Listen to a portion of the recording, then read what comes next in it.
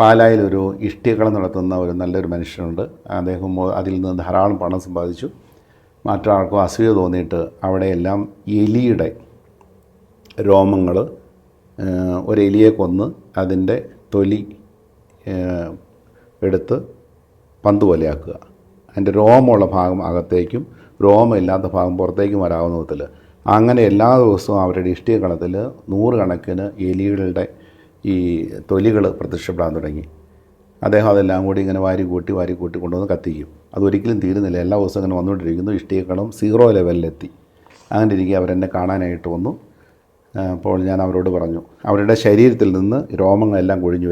ആ വീട്ടിലുള്ള എല്ലാവരുടെയും രോമങ്ങൾ ഒന്നുപോലും തലയിലോ ദേഹത്തോ ഇല്ലാത്തതുകൊണ്ടും പൂർണ്ണമായിട്ടും രോമങ്ങളെല്ലാം നശിച്ചു. അലോപ്പാസിയ വന്ന ആളുകളെ പോലെ അവർ കംപ്ലീറ്റായിട്ട് രോമങ്ങളെല്ലാം പോയി.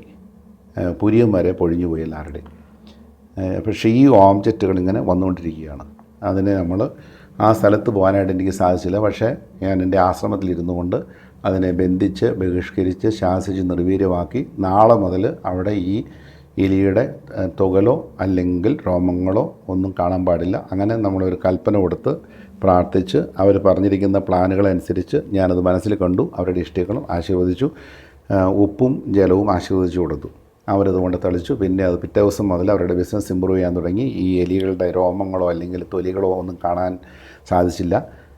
അതിൻ്റെ 1 മാസം കൊണ്ട് അവരുടെ രോമ വളർച്ചയെല്ലാം ശരീരത്തിൽ രൂപപ്പെട്ടു. പഴയതുപോലെ ബിസിനസ് രൂപപ്പെട്ടു വന്നു. അപ്പോൾ ഇങ്ങനെ ഓബ്ജക്ട്സുകൾ ഇങ്ങനെ പ്രത്യക്ഷപ്പെടാം. അത് പിശാചുകൾ കൊണ്ടുവരുന്നതായിരിക്കാം, അതല്ലെങ്കിൽ ആരും കൊണ്ട് വയ്ക്കുന്നതാകാം.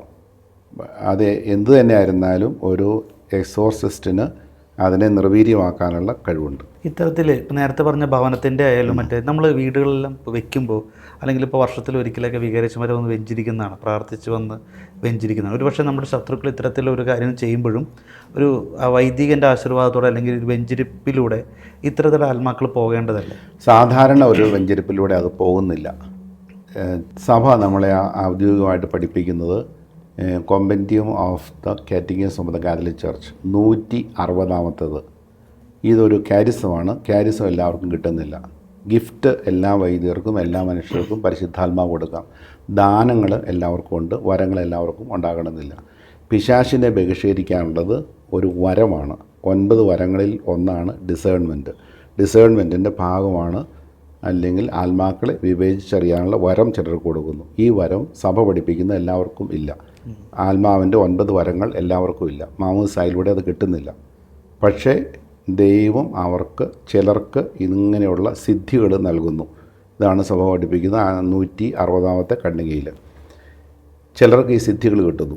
അങ്ങനെ ഒരു സിദ്ധി കിട്ടിയ അല്ലെങ്കിൽ ഒരു അനുഗ്രഹം കിട്ടിയ ഒരു വൈദികനല്ലാതെ ഇത് ചെയ്യാനായിട്ട് സാധിക്കില്ല. ആ വൈദികനും അത് ചെയ്യാൻ സാധിക്കുന്നില്ല. ഒരു ബിഷപ്പ്, ഒരു മെത്രാൻ അദ്ദേഹത്തെ അധികാരപ്പെടുത്തണം. അച്ഛനെ എൻ്റെ രൂപതയിൽ ഇങ്ങനെയുള്ള പ്രവർത്തനങ്ങളോ പൈശാചിക പ്രവർത്തികളൊക്കെ ഉണ്ടെങ്കിൽ അതിനെ നിർവീര്യമാക്കാനുള്ള ഞാൻ അച്ഛനെ നിയമിച്ചാക്കുന്നു. അപ്പോഴാണ് ഈ കൃപ കൂടുതലായിട്ട് പ്രവർത്തിക്കുന്നത്. ബാംഗ്ലൂരിൽ ഞാനിപ്പോൾ ഏകദേശം 7 വർഷമായിട്ട് ഒഫീഷ്യൽ എക്സോർസിസ്റ്റായിട്ട് ജോലി ചെയ്യുകയാണ്.